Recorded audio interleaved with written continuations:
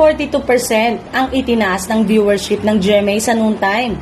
Mula nang umere ang It's Showtime kapalit ng noontime show na Tape Incorporated.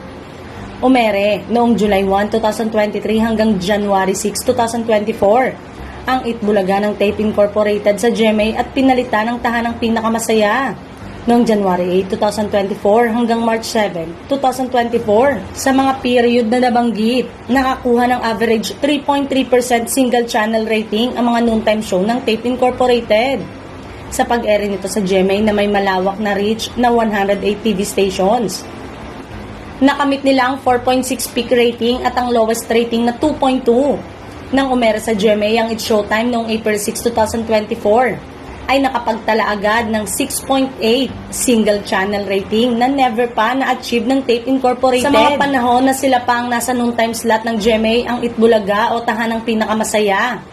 Maaring ang ilan sa mga tumatangkilik sa It's Showtime sa pag-ere nito sa GMA ay ang ilang kapamilya na hindi maabot ng A to Z via free TV at walang cable subscription sa kapamilya channel.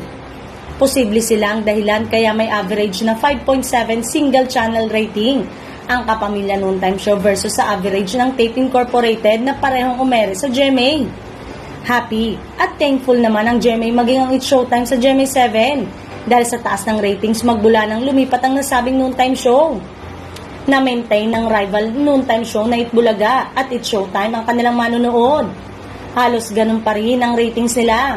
Walang nadagdag, walang nang iwan. Patuloy silang tinututukan ng kani-kanilang loyal viewers. Hindi naman umano nababahala rito ang mga taga-Itbulaga dahil aware sila kung hanggang saan lang ang reach ng TV5 at hindi pa naman maaasahan ng televiewers ng RPTV.